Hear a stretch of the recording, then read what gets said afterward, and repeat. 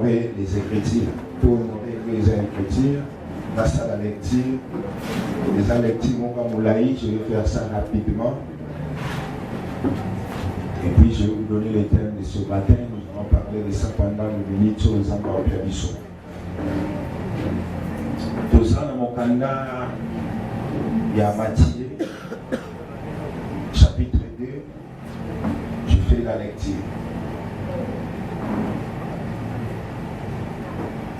Jésus étant né à Bethléem en Judée au temps du roi Hérode, voici des mages d'Orient arrivèrent à Jérusalem et dirent: où est le roi des Juifs qui vient de naître? Car nous avons vu son étoile en Orient et nous sommes venus pour l'adorer. Le roi Hérode, ayant appris cela, fit troubler et tout Jérusalem avec lui. Il assembla tous les principaux sacrificateurs et les scribes du peuple. Et il s'informa auprès d'eux où devait naître le Christ. Et lui dirent: à Bethléem en Judée, car voici ce qui a été écrit par le prophète. Et toi, Bethléem, terre de Juda, tu n'es certes pas la moindre entre les principales villes de Juda, car de toi sortira un chef qui paîtra Israël, mon peuple. Alors Hérode fit appeler en secret le mage et s'enquit soigneusement auprès d'eux depuis combien de temps l'étoile brillait. Puis il les envoya à Bethléem en disant: allez, prenez des informations exactes sur le petit enfant. Quand vous l'aurez trouvé, faites-le moi savoir, afin que j'aille aussi moi-même l'adorer. Après avoir entendu le roi, ils partirent et voici l'étoile qu'ils avaient vue en Orient marcher devant eux jusqu'à ce qu'étant arrivé au-dessus du lieu où était le petit enfant, elle s'arrêta. Car il aperçut l'étoile, ils furent saisis d'une très grande joie. Ils entrèrent dans la maison, virent le petit enfant avec Marie, sa mère, se prosternèrent et l'adorèrent. Ils ouvrirent ensuite leur trésor et lui offrirent en présent de l'or, de l'essence et de myrrhe. Oui, divinement avertis en songe de ne pas retourner vers Hérode, ils regagnèrent leur pays par un autre chemin. Lorsqu'ils furent partis, voici un ange du Seigneur apparut en songe à Joseph et dit: lève-toi, prends le petit enfant et sa mère, fuis en Égypte et reste ici jusqu'à ce que je te parle, car Hérode cherchera le petit enfant pour le faire périr. Joseph se leva, prit de nuit le petit enfant et sa mère et se retira en Égypte. Il resta jusqu'à la mort d'Hérode afin que s'accomplisse ce que le Seigneur avait annoncé par le prophète: j'ai appelé mon fils hors d'Égypte. Alors Hérode, voyant qu'il avait été joué par le mage, s'est mis dans une grande colère. Et il envoya tuer tous les enfants de 2 ans et au-dessous qui étaient en Bethléem et dans tout son territoire selon la date dont il s'était soigneusement enquis auprès des mages. Alors s'accomplit ce qui avait été annoncé par Jérémie le prophète. On a entendu des cris à Rama. Verset 18. On a entendu des cris à Rama, de pleurs et de grandes lamentations. Rachel pleure ses enfants et n'a pas voulu être consolée parce qu'ils ne sont plus.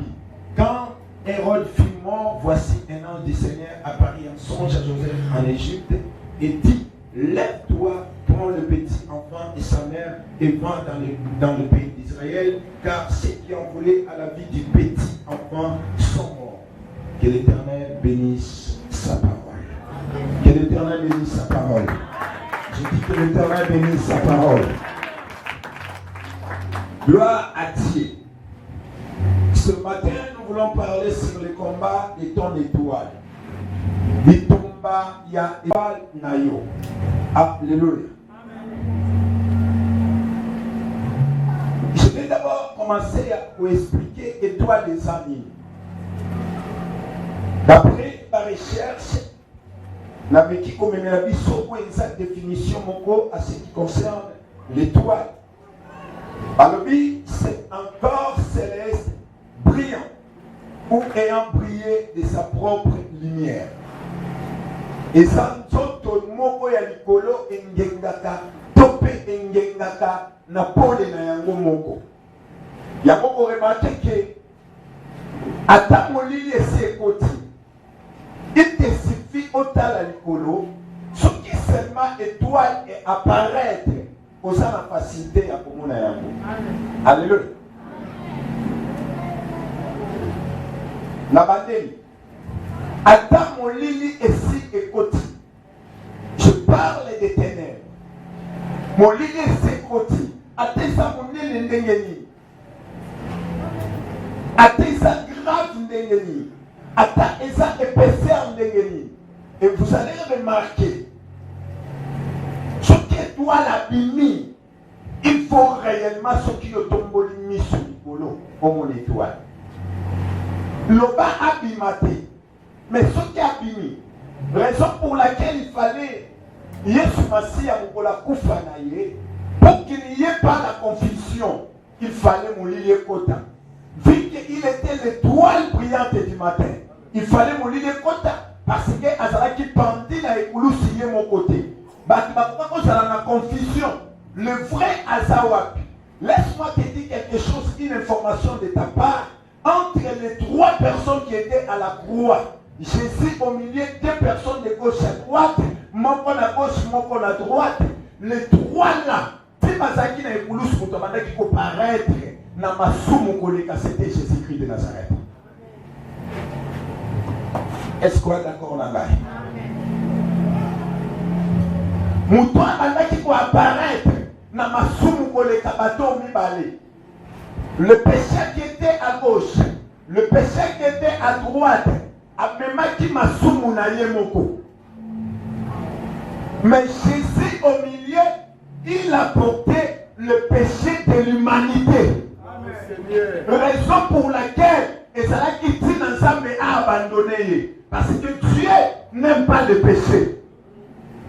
Autour d'un ensemble abandonné, Jésus l'a dit à la croix, Père, Père, pourquoi m'as-tu abandonné? Ce qui semble abandonné qui était, laisse-moi te dire, mais le Yesu il a senti, il était abandonné, délaissé, de son propre sort. Azala qui a abandonné. Nasakunate. Et ça juste. Comme combien de pensées na yo sur l'étoile. Babi étoile et sa corps céleste brillant. Topé. Oye brillata de sa propre lumière. Vous sentez. L'étoile dont je parle n'a pas présenté étoile locale à Ange. Je vais trouver ça dans les Écritures. N'a pas présenté leur étoile. Le Kolanganayo, Negetoza Awa, parce que nous sommes de la postérité d'Abraham. La Bible dit le Seigneur a appelé Abraham à Bimisiel Banda. Regarde tout la vie sur le colo. Azon a Isaïe sa postérité. Et Abraham n'a pas dit les hommes avec des têtes. Abraham n'a pas dit les hommes avec des pieds. Abraham n'a pas dit les hommes nama kolo, nama boko. Mais Abraham a vu les étoiles. Et Dieu lui dira, c'est ta postérité. Amen. Alléluia. Et puis, il n'a pas présenté leur étoile, le col étoile.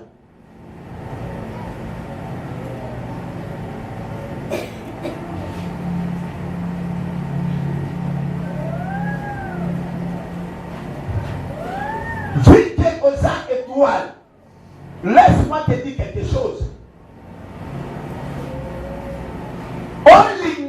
Olingate. Moutou, nyoso aza étoile. Tu dois subir le combat. Oh, étoile, c'est la Koutana.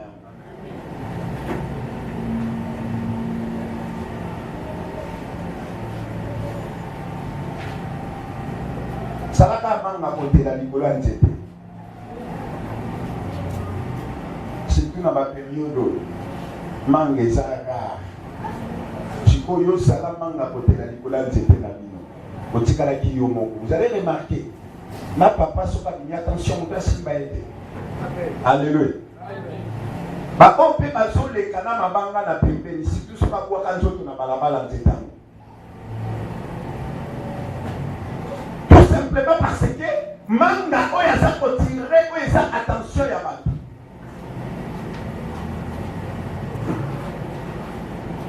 Nanda kwa nganga mutonga ngazaka na posa na yete.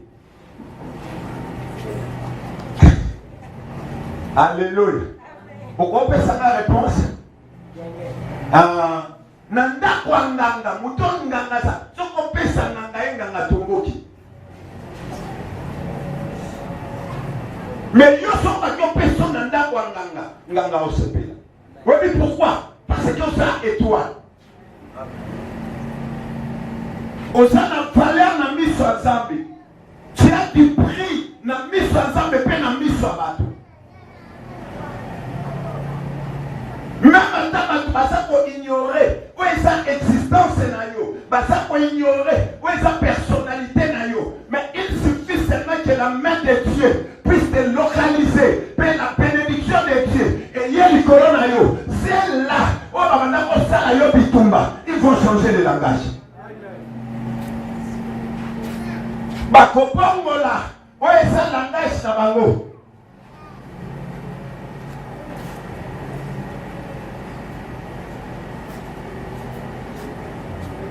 Alors,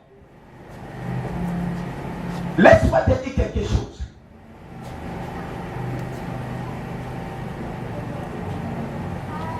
Étoile, nyoso sekele kutana babitumba na yango. Pe ya forme na yango. Quand on fait la marche na écriture, vous allez comprendre que étoile nyoso sekele kutana bitumba na yango. Jésus est né le col à étoile. Bible révélé plusieurs fois que Jésus était une étoile.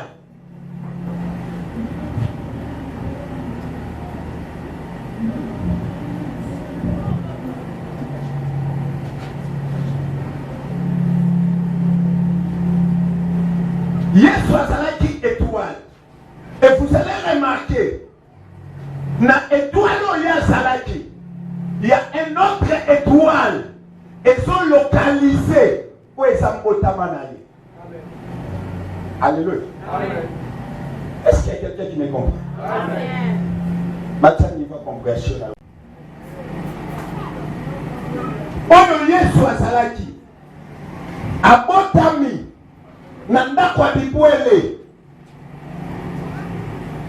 Mais vous allez remarquer étoile qu'il était, étoile moussousou, elles sont localisées que mon kontabotami, elles sont la kisa, et c'est azali.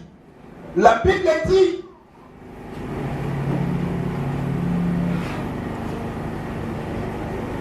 Yesu abotami ba marche d'Orient.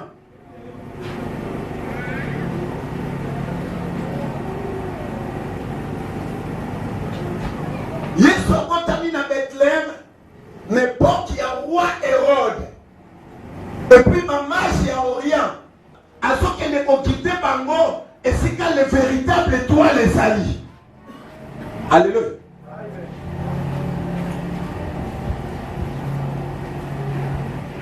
À ce quitter Bango, et c'est quand le vrai étoile est sali. À ce quitter Bango, et c'est quand le créateur a sali. Et puis, à ce quitter Bango, la personne qui mérite l'adoration à Sawapi. Alléluia. Là où il y a le vrai étoile, piste d'Aliboso, il y a beaucoup d'aninaïe, c'est l'adoration. Batamboli na kata Jérusalem, bazo kende bazo landa, étoile ezalaki la likolo. Étoile lokolo étoile. bazolanda étoile lokola étoile po akende olakisa bango étoile créateur. Babandi okende bazolanda et il se fait que va se retrouver dans le palais d'Hérode.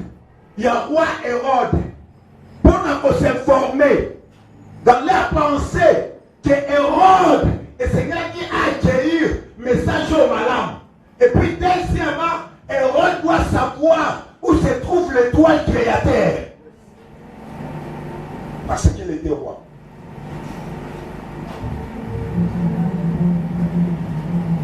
Bible nous dit, dans ma commis, première question, où est le roi des Juifs qui vient de naître? Car nous avons vu son étoile. Alléluia. Laisse-moi, je vais arriver dans la Israël que nous Negaza Awawa. Qui que vous soyez, païen ou chrétien, vous avez une étoile là. Alléluia. Étoile, on a solo maintenant aux à la Canaïe. Et ça, étoile. Le cola étoile pour aider. Mais étoile, le cola ange naïo. Alléluia.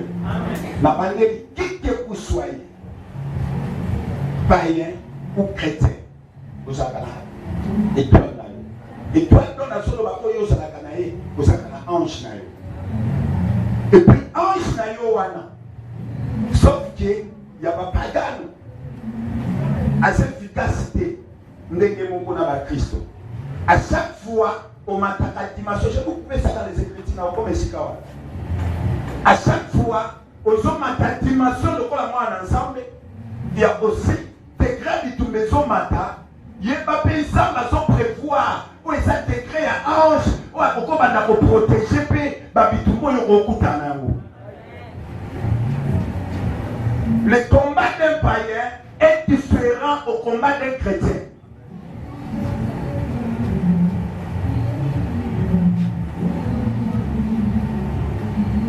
C'est facile de voir un chrétien, un païen plutôt, à Soloba, qui n'a pas mais un chrétien, il y a des combats dans ma vie. Oui, c'est normal, parce que y en a yé, mais vous n'avez pas le même nature.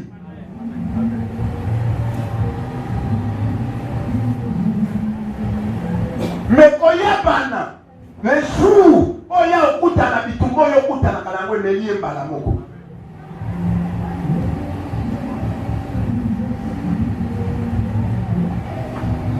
À quoi vous faites le col à Niama? Mais toi, étant un enfant de Dieu, si tu es réellement un chrétien, si tu es réellement un enfant de Dieu, tu ne peux pas mourir comme le col à Niama.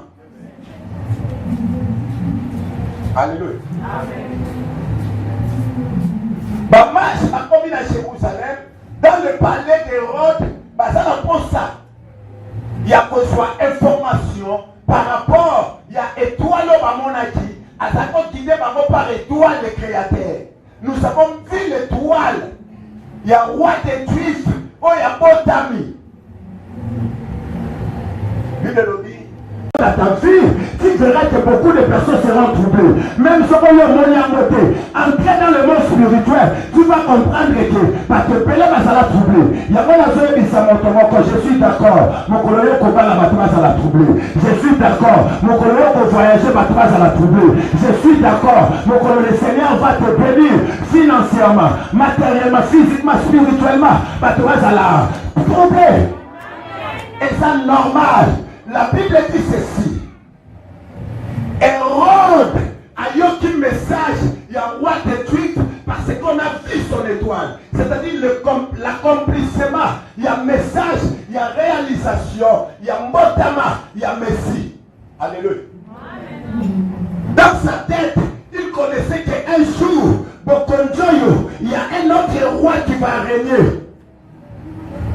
Mais sauf que connaissance, ça va c'est qui connaissance limitée. Pour le Messie, et ça qui va gouverner dans Kachantot. Pour le Messie, et c'est qui va gouverner dans Molimo. Alléluia. Ce qu'on a en Tchotto, par contre, on a besoin de le cola, n'est que le président va prendre dans le pouvoir. Nous sommes allés dans Tchotto, et c'est qui vont voter pour le Seigneur Jésus-Christ.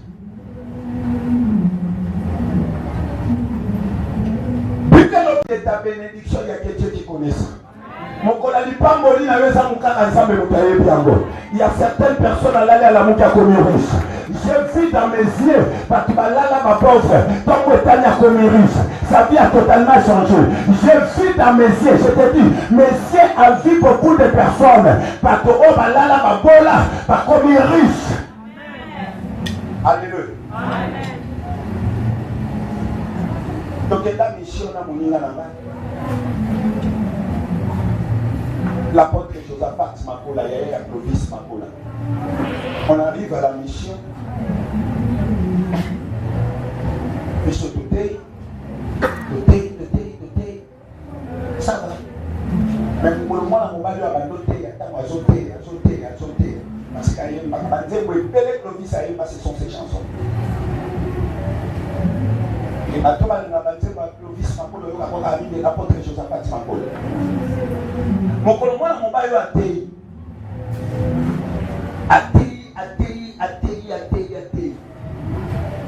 Dans ma chiche côté, maman m'a pas récupéré.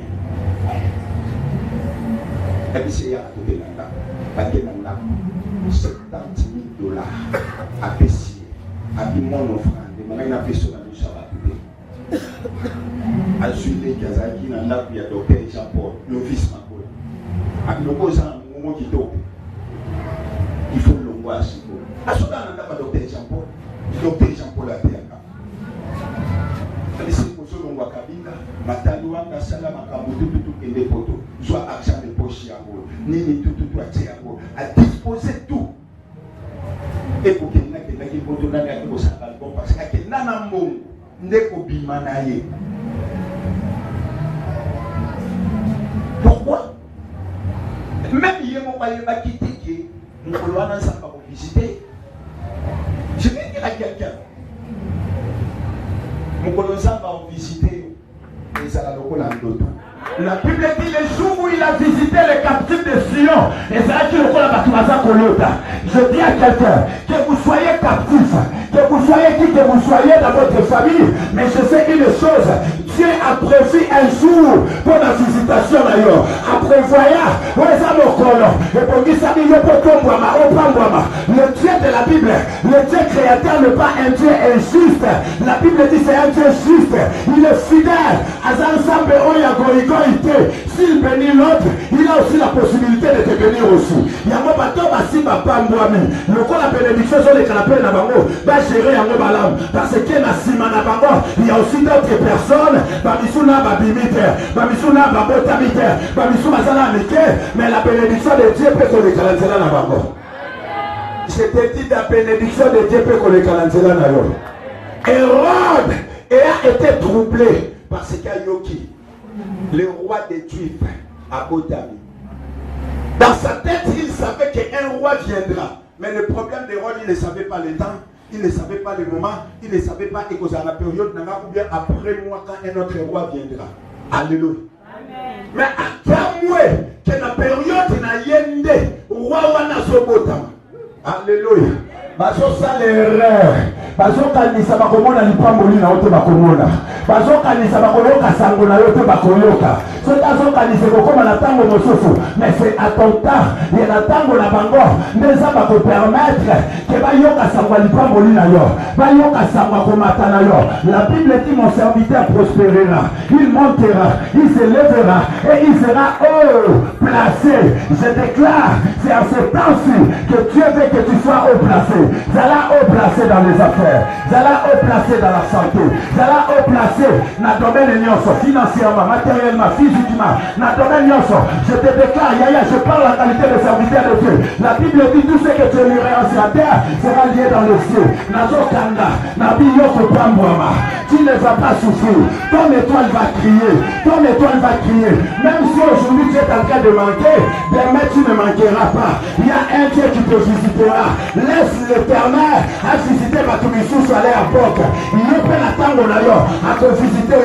Il n'a pas besoin de connaître. Le la famille nini, oza mwana nani, oza la kanani, oza ndekwa nani, oza la âge nini. Il y a la bénédiction de Dieu n'a point d'âge.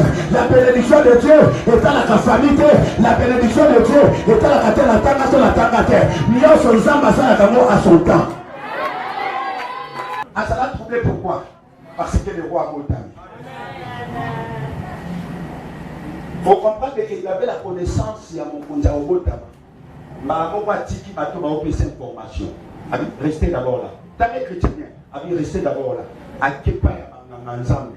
À Zogepa Nzambe. Abi Atuni Bamou Mutuna. On est tout d'abord le roi de Dieu. Parce que maintenant c'est le roi de Dieu. Mais hier à Kepa Nzambe Atuni Bamou. Vous s'informez nan le Messie. Le Messie. Le sauveur. Et c'est qu'il y a Botama. Alléluia. Elle dit ça, au moment où il y a la capongue, ça n'a pas de parole, il va localiser ce qu'il y a et c'est quand il Seigneur et puis, ça n'a pas plan sous la main. Mais laisse-moi te dire ton étoile. Il y a mon temps pour mais mon temps pour parce que Hérode a s'informé, c'est que la botama va pécier directif. Alors, tant Hérode a yoki, a dit bon, maintenant, il faut la faire la maille de ma vie. Laisse-moi te dire quelque chose.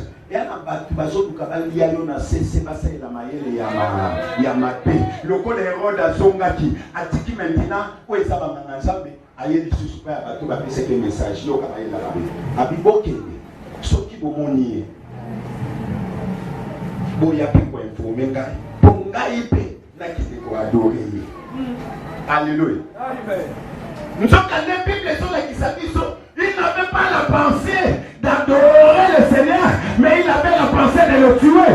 Il y a des gens, on va la pensée au Bomayo, ça n'a pas projet, mais je déclare, leur projet ne se réalisera pas, parce qu'il y a eu toi, il faut toi la yenga, et ça la moussala na yango, la tango na yango, attends ma sali ma projet, le Dieu qui t'a fait étoile, à quoi épargner, attends moi qui malade 5 fois, 10 fois, 20 fois, il y a un ndenge kokota, ndenge kosala nini, ekobima.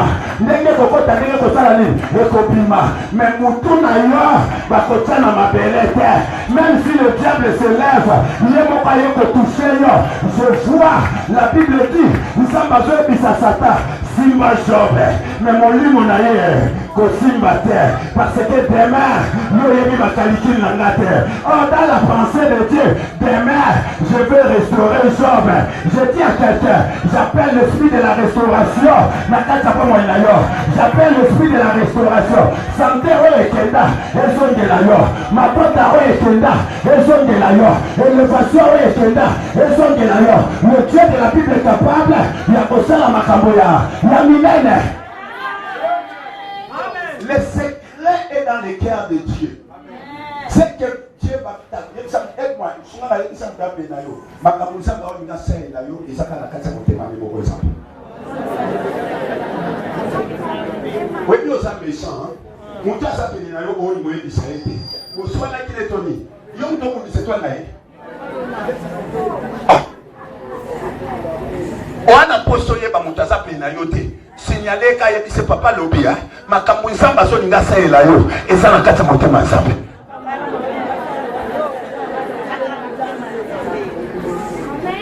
Alléluia. Alléluia. Je prophétise en qualité de serviteur de Dieu.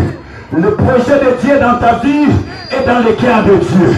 Il m'a bongisi ensemble na tina na bomo inayo ezala kata motema na yemo konsambe mutaye bakangwa esate isobi yoto kisano mission sala no makambo ko sala soto ko simba soto ko boma bibole boma soto ko kwaka maladi bwaka soto ko sala nyoso sala. Mais une chose, après le combat, mon nom va changer. Na kobota bana o ba ko le kamboka mo bibala kitoko. Oh, le premier enfant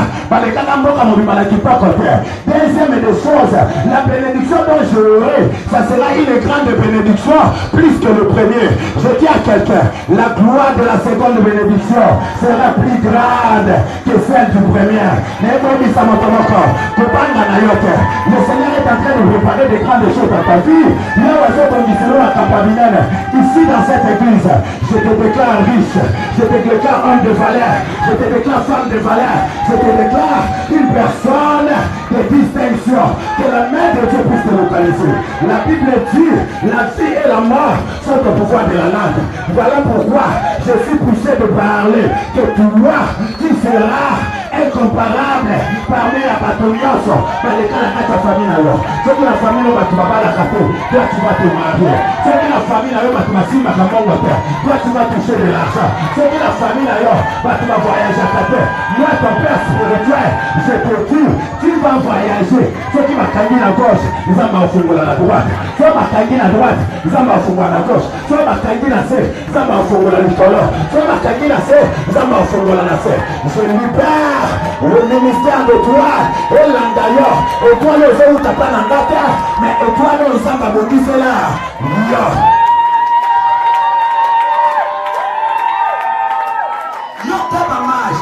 Nous avons vu son étoile. Alléluia. Nous avons vu son étoile. Cela signifie si le Christ avait son étoile, toi aussi tu as ton étoile. La Bible dit tel qu'il est, tel que nous sommes aussi.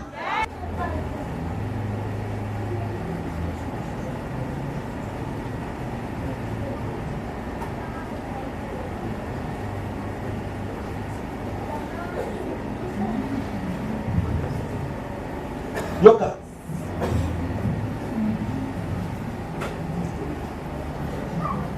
Hérode qui est en train de faire un projet. Beaucoup de quoi d'autre. Beaucoup de beaucoup d'anaïs. Ce beaucoup de niveau est informé. Alléluia. Alléluia. Tu comprends la Bible? Dieu n'est pas béni. Oui, il s'est pas mal aux zongatés. Au temps de la Bible, nous avons lu ici. Dieu n'est pas béni. Je connais pas il s'appelle oui, il s'est pas mal aux zongatés. Dans la Bible, un ange de l'Éternel. Ange mon royaume. Tant que mango bazola la pourri. Abibo me kozonga kuna te parce que projet à roi eza ya mabe. Alléluia. Oui, puis ange oyo nena fongolela o réalité. Ange akutana ba mage po apekisa bango bazonga te ezala étoile ya banda ko guider bango. Oh.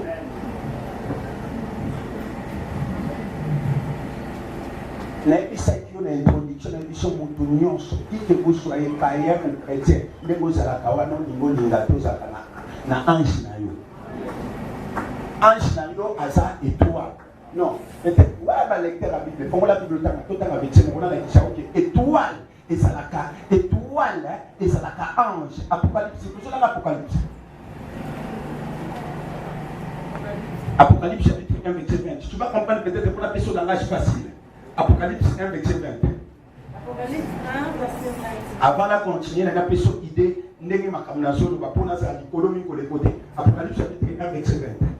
Nous lisons au nom de Jésus. Amen. Le mystère de cette étoile que tu as vu. Ma bomba mi yaba étoile sambo yo moni na lokoko mobali na ngai. Et de 7 chandeliers d'or. Pe yaba chandelier minda ya wolo sambo. Les 7 étoiles sont les anges de cette église. Sukawana. Ok. Ba 7 étoiles wana eza ba ange ya ba église wana sambo. C'est-à-dire étoile et ça la capé ange. Est-ce que vous comprenez gars? Siko étoile abanda ko quitter bango. Ye wana mabenga ki son étoile. Tant que l'enfant est devenu en danger parce qu'il y a ce comment il est en danger. Il suffit seulement de pas Hérode. Hérode n'est rien au salini. Est-ce que vous comprenez les gars? Si vous avez un lali, avant bazonga. La Bible dit, l'ange de l'Éternel, cette étoile voilà bamonaki, a étoile à Yesu Masia, son étoile là, azonga yepa na bango le bibo zonga te, parce que Hérode a un projet à ma paix, Nicolo là. Alléluia. Bon, et ça va tata, et ça facile à comprendre, hein? D'accord, je peux continuer. Nous sommes à la matière, à la position. Étoile apesi bango nzela yaya ozaka na étoile na yo ozaka na ange na yo sauf que ange na yo na ange ya bapagano bakeseni ange ya bapagano alimité na force ya niveau bapagano ange na yo alimité te ange na yo ana dimension ange na yo aza prêt il se prépare na bitumba nyonso oyo kokokomelo parce que yebi fike yo za étoile oza bité na babitumba ya lolenge na lolenge et devant bitumba il faut avoir des capacités ya kolonga liboso ya bitumba. Alléluia. Yoka pour remarquer dans la Bible dans l'Apocalypse bitumba esalami na likolo. Alléluia. Nana binisi bitumba sata. Alléluia.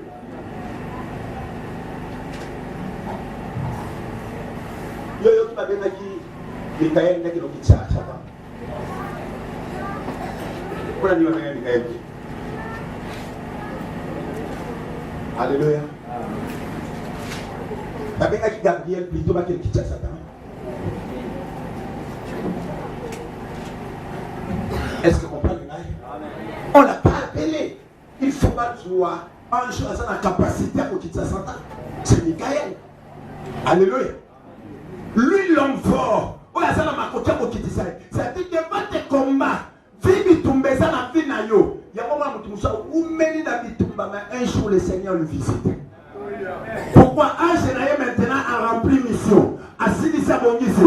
Dans mon suyo le laka. Pourquoi la recommander? Liboson na yo il y a un ange qui te devance. À devance à caillou. À te permettre dans notre endetté. À te permettre dans notre sombongoté. Parce que ce simbongo le lo. Ou comme ambianceur. À ce zéla nous zéla 3 ans. Zéla 4 ans. Na 4 ans déjà maturité. Capacité. Abi maintenant c'est le moment de libérer. Ce que Dieu m'a fait donner na libérer katika tinaye. Yako comment un moment autrefois. Vous avez la capacité. Autrefois, on a la capacité de la terre. Mais cette année 2021, au Kobala, cette année 2021, au voyager, cette année 2021, c'est le moment que Dieu a prévu. Et ton âge a vu, en général, on dit que le temps est arrivé, que eux, c'est que Dieu la visiter. Alléluia. En général, on senti que Dieu a visité. Laisse-moi te dire quelque chose. Attends, on te dit que les locaux n'y ont pas saladé.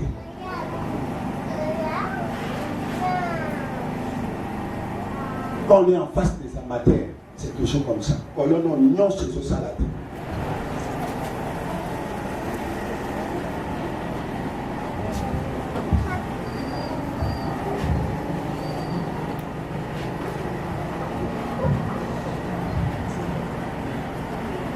Laisse-moi te dire quelque chose.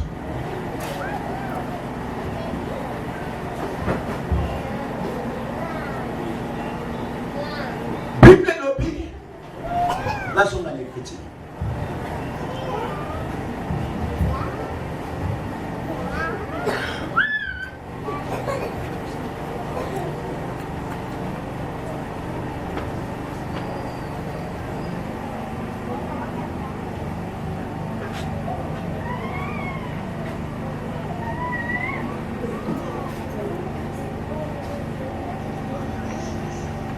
Bange va s'informer, va sur la sauter pour nous informer pour les Hérode.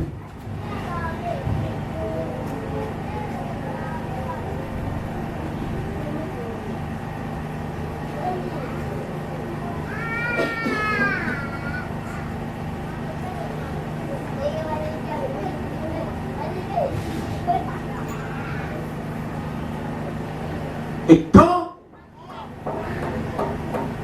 Bamage va continuer pour l'anda étoile, alléluia. Babili nanda kuya Hérode va continuer pour l'anda étoile. Bazokende.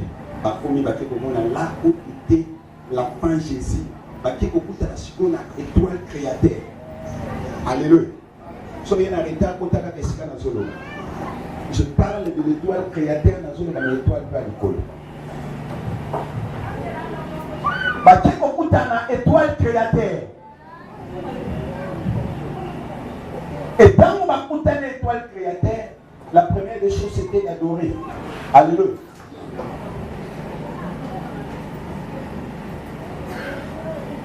La deuxième des choses c'était de libérer la bénédiction. Alléluia. La Bible dit, papa, je vais côté, pourquoi je vais pour adorer. Bafongoli basaki na bango. Babinisi wo. Babinisi biloko nyonso atalo c'était la bénédiction. Alléluia. Les jours où ton temps va arriver et que la personne que Dieu a choisie pour aller découvrir le meilleur que Dieu a mis en toi, c'est le jour de ta bénédiction. Amen.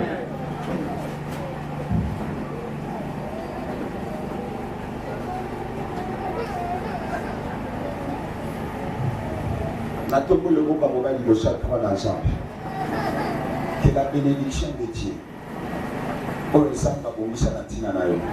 est tambola, et soit ma pole, et localisée.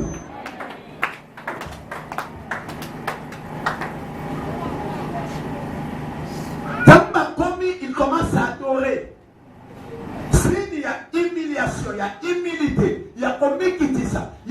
Tu rencontreras des gens qui ont la capacité à opambola yo. Mais vous allez remarquer que ces gens sont humbles devant toi.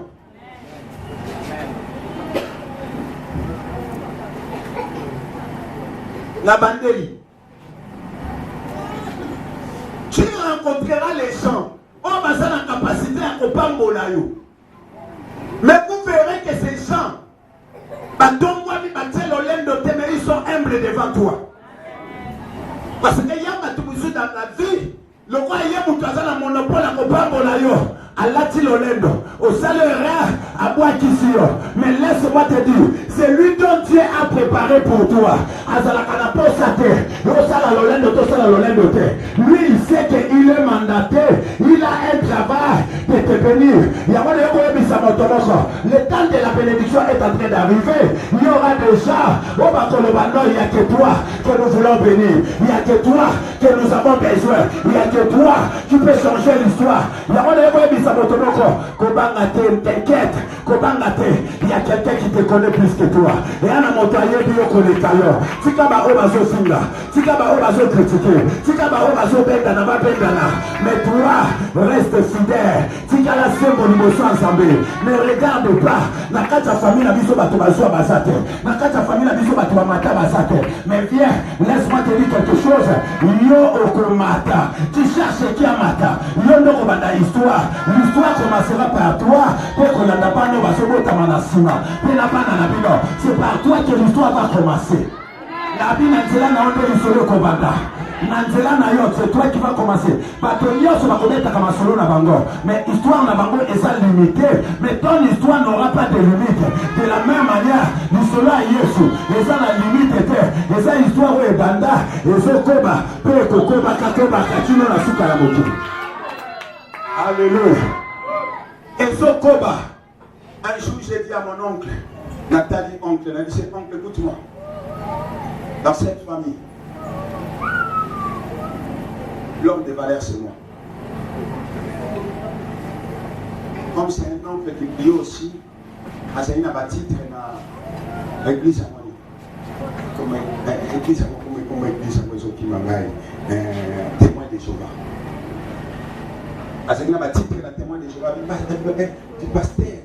Lui me disait souvent, tu n'es pas un apôtre. Apôtre, c'est un apôtre à Yeshua. Ah, on a mon apôtre, voilà une grosse erreur que vous êtes en train de faire. Alléluia. Ignorance, Nicolas, ignorance. Moi, je t'appelle pasteur, pas apôtre. D'accord? Au bien pasteur, au bien apôtre, Nandimian. Pasteur, laisse-moi te dire quelque chose. Dans le lendemain de Sakanate, c'est toi l'homme meilleur de cette famille.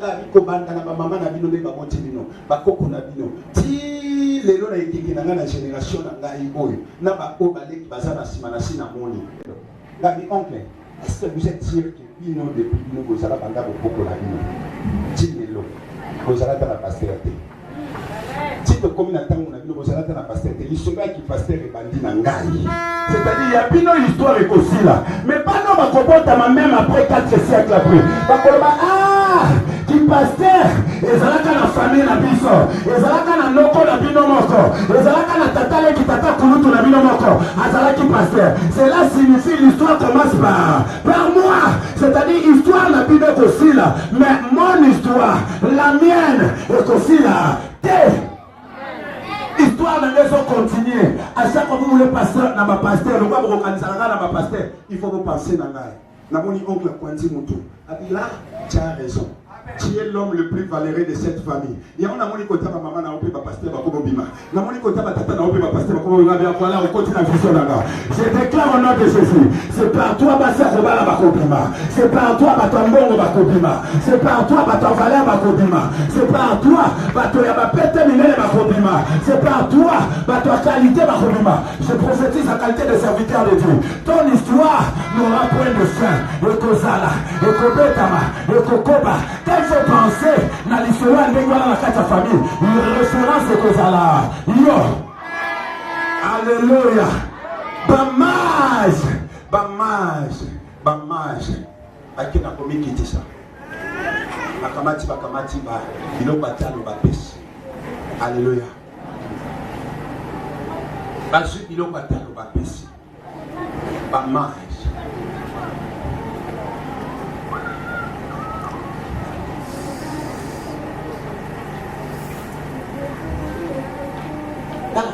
Et toi, tu as pour le baroua, que je voulais pas marcher, tu as pour le beaux étoiles. Ce qui est toi de limiter, tu vas beaucoup perdre des espoirs. Oh, on a pas sa si dans votre famille, la personne que Dieu a choisi comme un étoile a bénité, la famille, ça peut perdre l'espoir.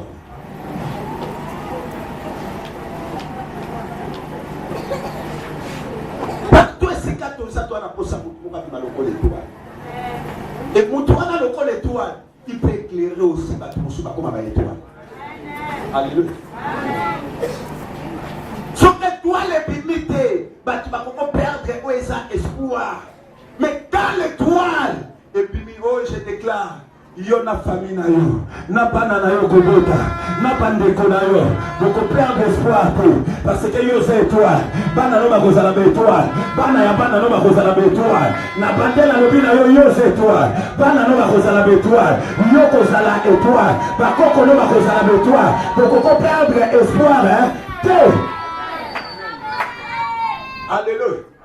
Ce que toi la limite va toi perdre espoir. Il y a un moment où il y a une famille qui a une étoile. Il y a Joseph dans la famille parce qu'il y a une étoile qui a sauvé la famille. Alléluia. Personne ne peut combattre ton étoile. Tout celui qui combat ton étoile, il est en train de te faciliter matin. Pour ma promesse d'ailleurs, à te faciliter, au comme à la mandote d'ailleurs. Pour battre la tête en bateau, pour la carotte puta, pour combattre la terre, pour que son rayon de balle. Ceux qui m'ont dit d'ailleurs, ceux qui n'ont pas lu, le bangaïté, il y a Sekaye, il y a Isaïe, Malobawana des Oban de Sanga. Parce que les hommes de Nanga, à côté d'un ange de Nanga, à côté de sa mission, dans le bon Dieu, le Bézanil, et sans le feu, je viens déclarer la qualité des serviteurs de Dieu. Ton étoile, et c'est qu'elle est criée. Puisque Nazali, famille n'a pas moyen de perdre espoir, et ça. Naza, n'a pas été dans une famille de 8 personnes. Naza 6e, c'est-à-dire na simana na zaka na baleki ni balé. Mais na koma mwana liboso ya famille. Et puis la plupart parmi eux ils ont de l'argent plus que moi. Mais ils ont compris que notre argent n'est rien. Mais Mutoyo, il a quelque chose. Il a un Dieu. Oh, il a fait ta kambongo na biso. Il a un Dieu. Oh, il a fait ta kamisala na biso. Hier, il y a lobby dans entre l'Europe et Kinshasa pendant plus de 2 heures du temps. Babel un appel vidéo, Babel un appel normal. Et qui est au centre? C'est le pasteur, sixième de la famille. Ça c'est Dieu. Ah, il y a ça c'est Dieu. Il y a ça c'est Dieu. Tu monteras parce que Zambaligno mata. Okotombama parce que Zambaligno tombama. Okonsoa parce que Zambaligno salini. Osua. Dans l'étoile. Dans l'étoile. Quand l'étoile ne pas dans la famille peut perdre l'espérance, l'espoir, la confiance. Baninga na yo baza protégé parce que étoile na yo c'est étoile supérieure. Oh, est-ce que tu vas comprendre là? Si vous êtes en voyage na bateau, il y a pas que c'est toi qui as l'étoile supérieure. Non, on ne peut pas se créer le coco, nous avons dit ça dans les Écritures. Je dans l'acte des apôtres. Je dans l'acte des apôtres, comme un frère Paul à solo. 27, verset 20. Ceux qui finissent la langue française comme Voltaire, Acte des apôtres 27, verset 20. Il y a un point là-dessus. Acte des apôtres chapitre 27, verset 20. Ok. Le soleil et les étoiles ne parlent pas pendant plusieurs jours. Moi, il peut pas étoile les animaux. Et puis, et la tempête était si forte que nous perdîmes enfin toute espérance de nous sauver. Alléluia. Frère Paul a expliqué, mais là, on est le étoile bimite, Nicole Pelé. Mbongele qui makasi, il y a son famille na bino mbongele qui makasi étoile à son bimate, c'est-à-dire vous en a danger. Mais comme il y avait le frère Paul qui était là, je dis à quelqu'un, frère Paul, il y a ton roi, c'est toi. Tu es là dans la famille. Le bon Nazaré Jouana. Ah, regardez le verset qui vient en bas. Frère Paul a le vivant le mola. Oh, les accompagne parce que le Dieu d'Israël. Oh, les ensemble là. Après, nous confiance. Puisque je suis ici, abiata moko na bino. Etenya suka ya mutu na ye moye ekufa. Exacté. Je déclare au nom de Jésus-Christ. Puisque tu es dans cette famille, suka mutu ya mutu moye kuya. Exacté. Parce que toi, tu es la protection de cette famille. Tu es la protection de tes amis. Rabaninga. Wana makambo ezo sala mawabi. Nakata masua, basali naufrage. Et par les mémis bango. Masua bandiko kende de gauche à droite. Lokola. Et toi les bandako bimate. Babi va perdre confiance. Espérance c'est ça les sous-souper. Mais lokola Paul Azala qui va là lokola toi. Abisu qui a monté à moko. Lokokoya. Te. Je déclare, puisque tu es là, ta famille sera sauvée. Puisque tu es là, puisque tu es là, tu as écouté ces prédications. Puisque tu es là, les enfants que toi tu vas faire sortir dans tes entrailles.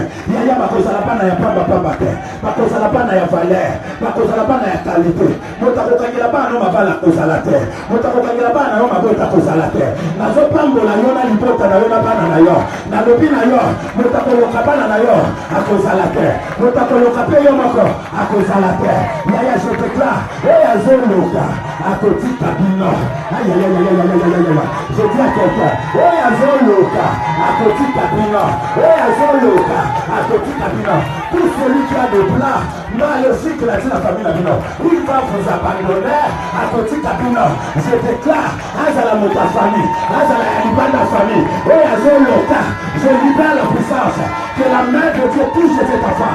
Sois guéri de la maladie, sois guéri de ton mal, que la puissance du Très-Haut puisse te connecter au nom de Jésus. Seigneur, tu m'as mandaté de l'onction. Je libère. J'ai dit, voici le miracle qui accompagnera tous ceux qui ont créé à ton nom. À ton nom, les malades seront guéris. Sois guéri au nom de Jésus-Christ. Recevez la grâce. Elle est guérie. Amen. Elle est rétablie. Elle a retrouvé la santé. Au nom de Jésus-Christ. Si cette parole appartient à Dieu, maintenant que la parole de Dieu s'accomplisse dans sa vie. Recevez la grâce. Laisse-moi te dire quelque chose. Ton étoile est Goganga. Ton étoile est Goganga. Oazo le kabana na yo ya autika bi.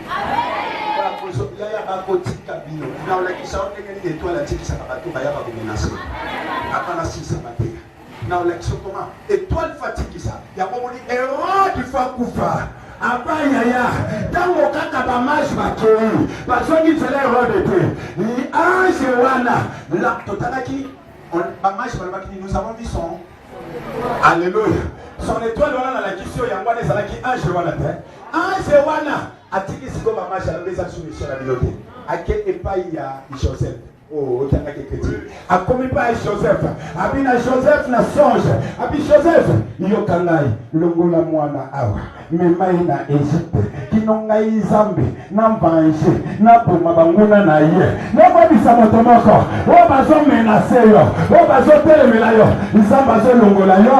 Azo chao à l'abri, à la protection. Aïe aïe aïe aïe aïe aïe aïe. Si ka biso monante ko se sama kata mo na yo. Aïe aïe aïe aïe.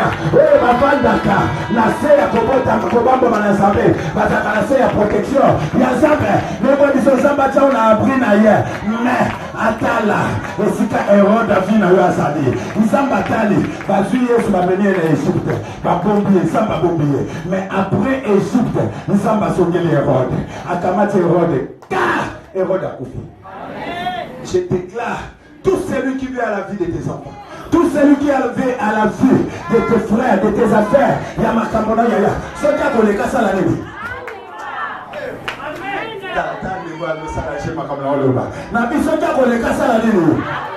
Alléluia. Oui, à côté la libala na yo, aku. Soka à côté la bassin na yo, akutana. Yaya, soka Hérode akufite.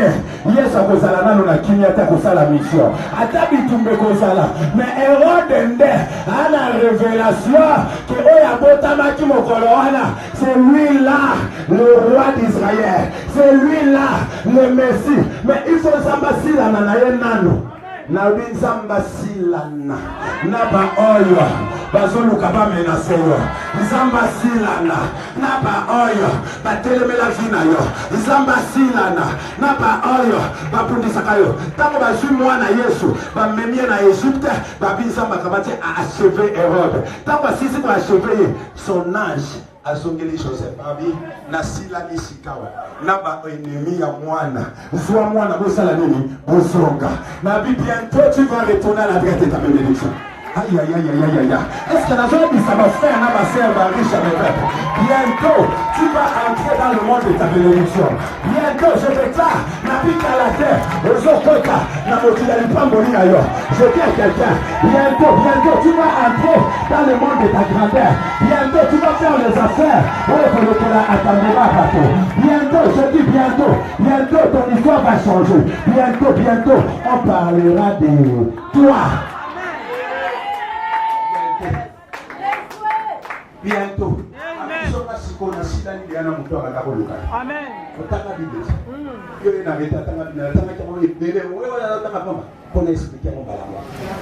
Alléluia.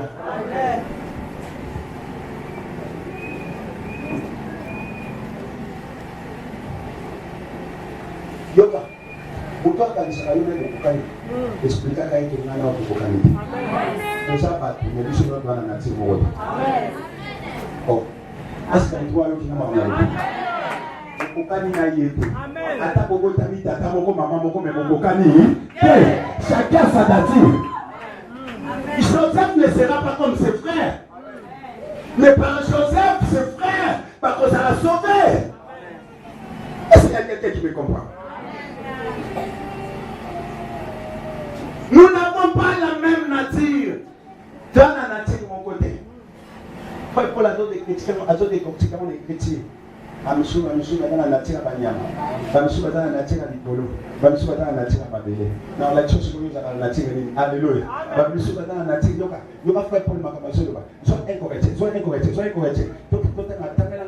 bon, il y a beaucoup de vexés là, il y a beaucoup de soins, beaucoup de la 38, mais moi je vais sauter. T'as un verset 38. 1 Corinthiens chapitre 15. Dans 15 minutes, je dois terminer ma prédication, je vais prier pour les gens. Puisse Dieu lui donne encore 1 Corinthiens chapitre 15, 38. Oui. Le col ensemble appelle sa capuchon, nzoto moko ou esepeli sa kaye na ndenge na ye. Et à chaque semence, il donne un corps qui lui est propre. Pe na kona nyonso apesaka yango oyo ezali nzoto oyo ebongi mpona yango. Est-ce que vous comprenez? Nalinga limbolela yo nguba zala wana papa nguba azakana nzoto na ya bitanga azakana nzoto na ya bi masango azakana nzoto na ya ma nde makamba soloba batu bazakana nzoto na bango ya. Est-ce que vous comprenez? Nde makampola soloba na verset 38 ngwana tokesi ko soit verset 40 tina 41 yoka pa Paul aye mwana mobali. Il y a aussi des corps célestes et ça peut na banzoto oyo eza ya likolo et des corps terrestres. Et ça peut Yaya n'a déclaré, toi tu n'es pas du corps terrestre. Aux anzoto ya likolo. Nous sommes prophétisés. Il y a ma Bible le dit, nous sommes dans ce monde, mais nous ne sommes pas de ce monde. N'a déclaré Yaya. Tu n'es pas aux anzoto ata aux anamabele Yaya. Aux anzoto mabele te. Yango bando kimoeba lokayo. Ezate baloka kabatu o bazana nzoto na bango mabele. Mais yo na nzoto ya likolo frère Paul alobi ba misusu bana nzoto ya mabele ba misusu bana nzoto ya likolo bongo yo za na nzoto nini. Alléluia. Continue. Mais autre est l'éclat des corps célestes. Ba misusu baza kongenga éclat baza éclat kongenga ya nzoto ya likolo. Alléluia. J'ai dit tamba otala yo aux gens déjà nous autres mais éclat, c'est qui donne la beauté, c'est qui attire. Alléluia. Il y a moi qui me soucie yaya. Nous autres mais les gens éclaté. Mais ça va tout me soucie le quoi homme mystique, Michel Ngombe. Tant otala iwa opé là. Otala olité mon amobalo yaya. C'est un peu éclat. Il y a un solution. Yo pèse que le pèse à éclat. Et ça va tout pour ma pèse à éclat. Il y a éclat na yo fait bima.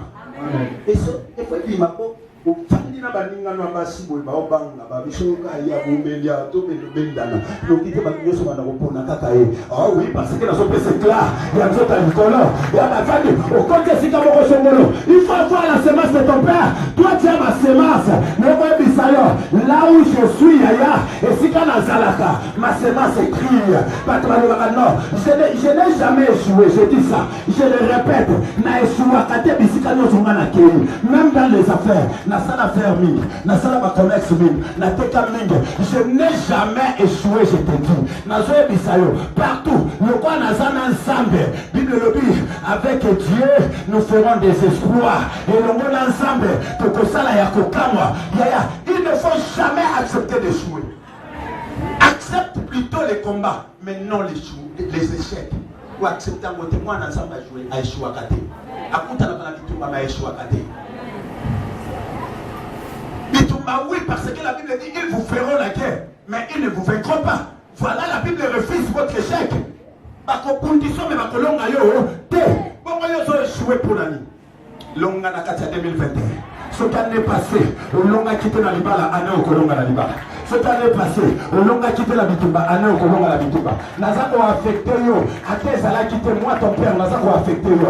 La semence à Kibotata, Tata Zolo Banabana, Yaya douleur à Kibotata, Nazo biso yo motakolia yo, Azate, yo motakoloka yo, Azate, yo motakosalo mame, Azate, yo motakotele melayo, Azate, Kobanda Lelo na déclaré le quoi Tata na yo, Oya kokele maniboso na yo, Kwa lukako renvexe yo, Akoya na sa pouvoir na yo, Akoya na sa pouvoir na yo. Ata bombama yaya ata yo keliye mawa me maloba nanga etanga emutambi. Alléluia.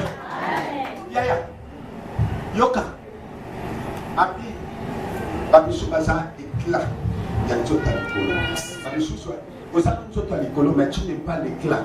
Alléluia. Faut passer éclat briller. Faut briller. D'après ça, pour témoignage, que ça l'a fait. Non, ça l'a fait. On a quitté Kinshasa pour aller à Kisoma, à Kiloteka. Pour les acquis à trop, nous amenons les habits pour les Bilamba. Les autres les Bilamba, Bangolais, Bazouta, Angola, Nabakoka, Angola, Bawishi, Banegashi, Poutou, Bazoya, Bakatisi, frontière, le Koutani, marché à Kisoma. Sur ma côte, et qu'est-ce qui s'est passé? bino bopesa bilamba bopesa bino ça dépend ndenge okozokamata estimation na olobi elamba na nga oyo ekolo ya nguba oyo ekolo mita bakuna bekolo ezalaki te ezalaki na babiloko moko batakoteka babengamo bajar. Est ce que vous avez dit jar wana babengamo bajar wana parce que oza kotekela wana e okomona tozokamata tozotia bango basala bakoyage bayebaka mana na bajar tona bajar mitatu mpona elamba na nga alors ye makoyesala na ozwa misatu bokopere ici. Et ça dit que problème entre l'Angola et la RDC frontière au Kangama. Bakoti lelo na pourquoi lobby marché salami.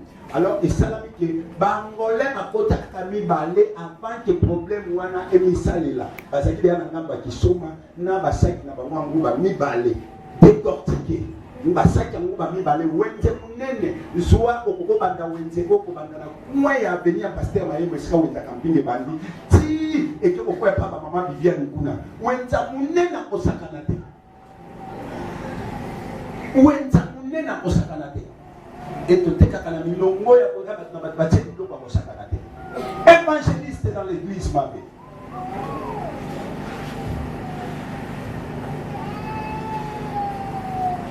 et salami qu'est-ce qui se passe bakangi frontière wenza mobimba siko to se retrouver na bangolais mibale.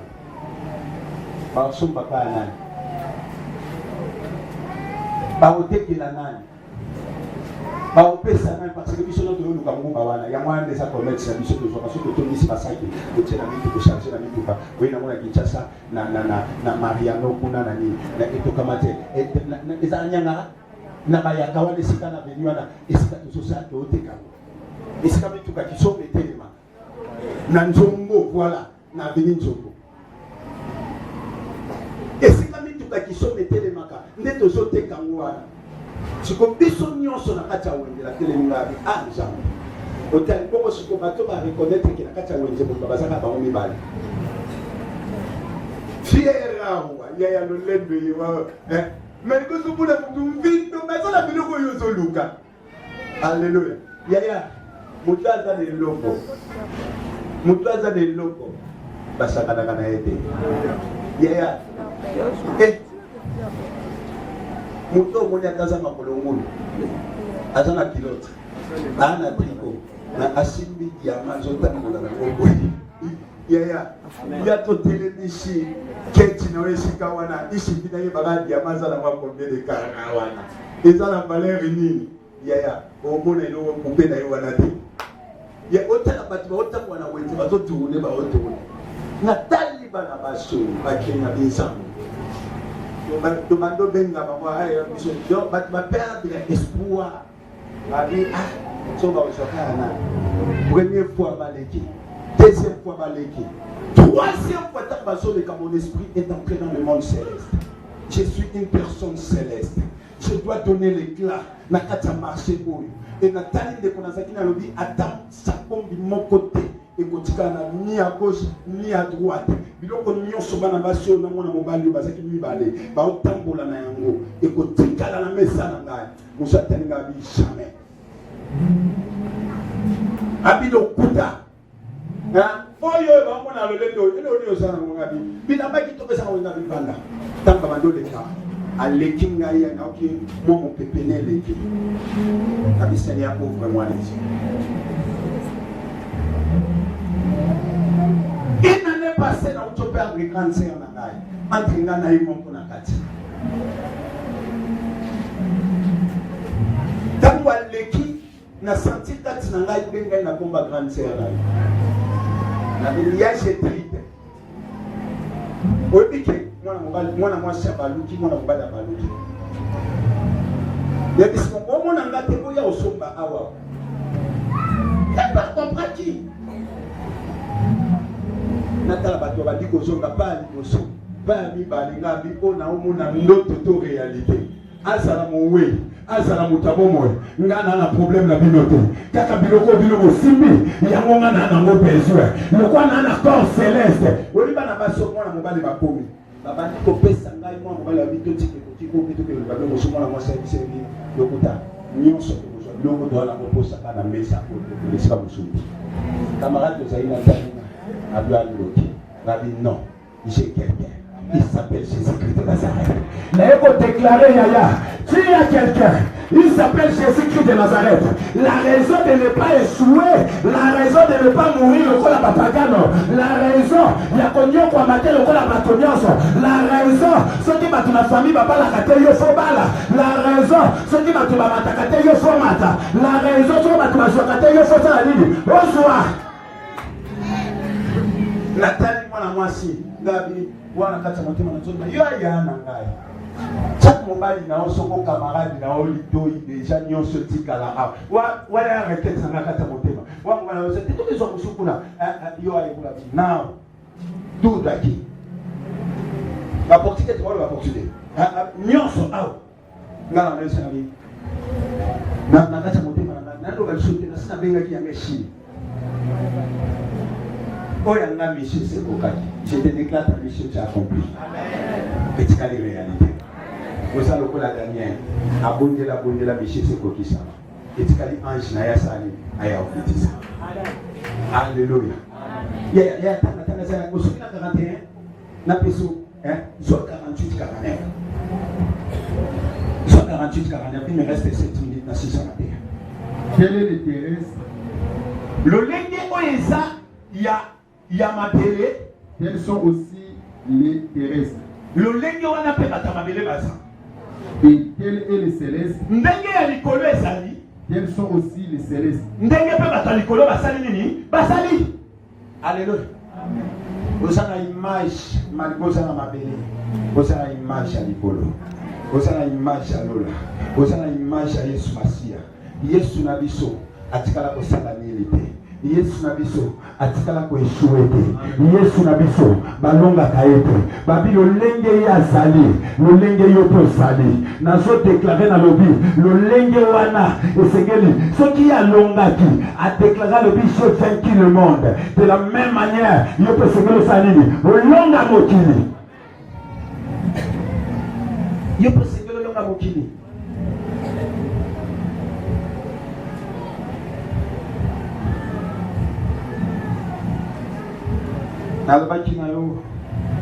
Bon, je réserve ça pour les martyrs enseignements. Alléluia. Nous voilà. Je vais continuer une partie de l'étoile. Avant la semaine, nous avons la sorcellerie dans la famille. Parce que nous les autres qui sont mis sala qui n'a pas de famille. Et le lengeli n'a aucun goût là-bas. N'a pas de misala wana. On va libérer pour que tu aies pour que tu pété ye là c'est même dans ton bana ngolo biso nyonso au porto e kokoma mingai facile na kokota me kobima mingai. Alléluia.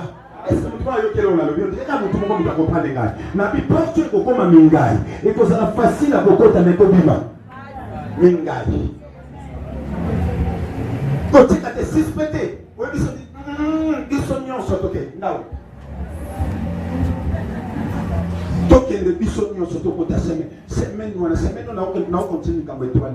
je vais continuer à ouvrir une partie qui reste à ce qui concerne l'étoile. Maintenant, la Gisayo qui est étoile, et ça peut ange. Alléluia. Bomba.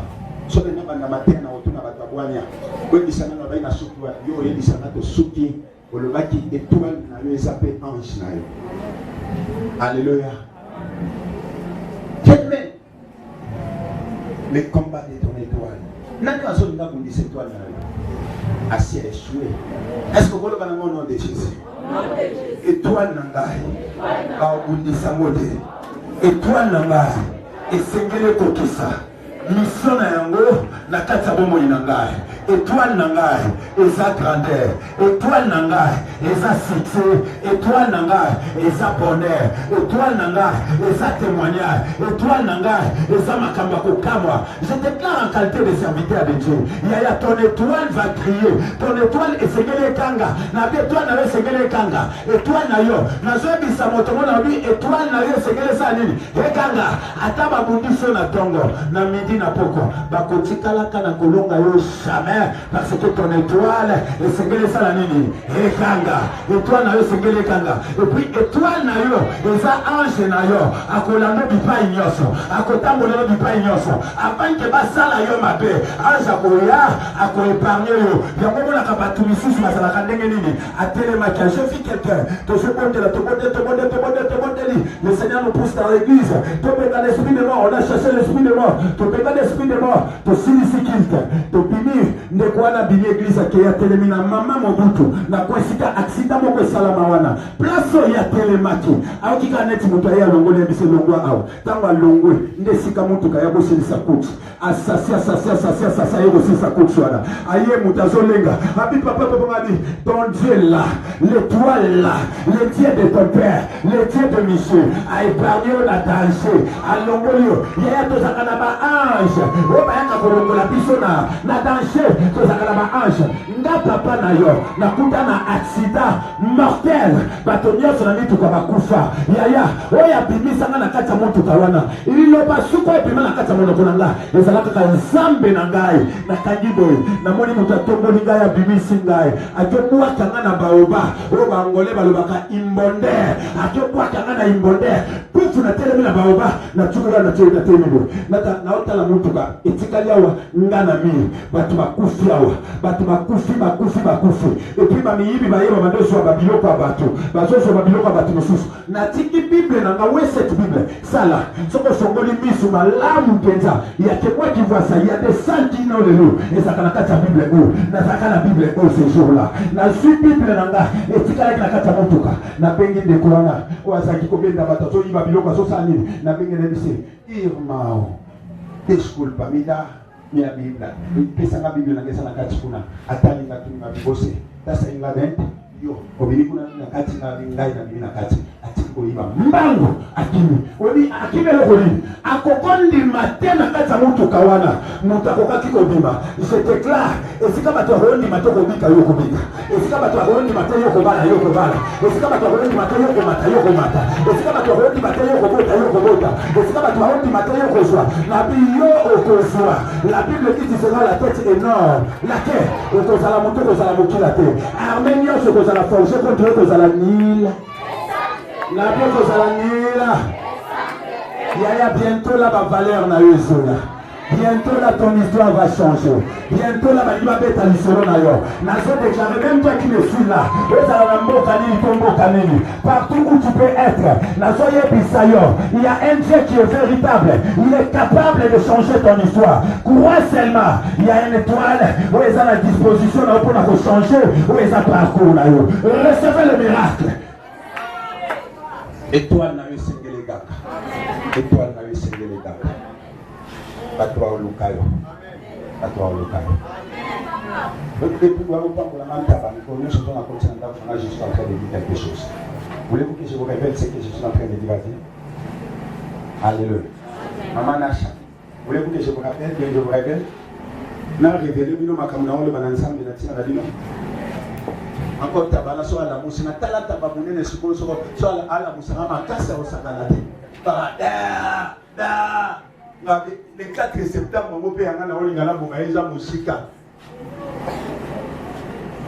na konga e mokolo le 4 septembre ba pasteur ba beka ba papa comment to ça la fête pour la soirée la boîte la katani et tu m'as encore motivé papa si je peux faire à mes parents biologiques c'est-à-dire et pas na yofona sala pour les mes parents biologiques je reçois ton message là mon yango dans les réseaux sociaux la vie waouh il y a de tels enfants qui pensent comme ça.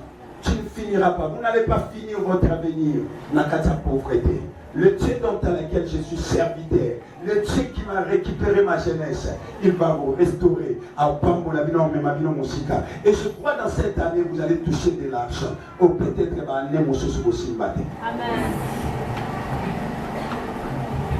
Ça fait quoi? Tout doit ok. Pasteur, moi, tu m'as dit, papa, ben, pourquoi mon l'église m'a dit sur le lotier? C'est le fruit de mon travail.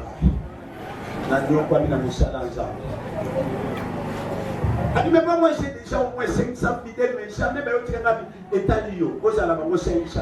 Et ça, il y a un éclat. Alléluia. Et il y a un éclat. Je m'en fous. Je déclare. Les gens seront dans ma colo, demain tu viendras avec ta voiture là. Je ne sais pas ça sera quelle voiture. Peut-être nous sommes à partir, nous allons chez les Tandami. Les gens seront au mon côté. Parce que tu n'es pas marié, mais demain, nous allons l'aime dans sa canate. Nakama va marier, suppose kama faut que ça va même alliance na yo, te ça va tata posa au bal. Moi bomba ngoni. Un ancien. Fotombola, olacha, osarabi. Opesa ko baba na posa te basari. Fotombola, je prophétise sur toi. Cette année c'est une année de bénédiction pour toi. La besoin de bénédiction pour nous. Est-ce que je parle à quelqu'un? La besoin de bénédiction pour nous. Ils appellent un miracle pour nous. Ils appellent un témoignage pour nous. Ils appellent un changement pour nous. Ils appellent un grandeur pour nous. Alléluia. Il faut croire, je crois à la bénédiction de Dieu dans ta vie.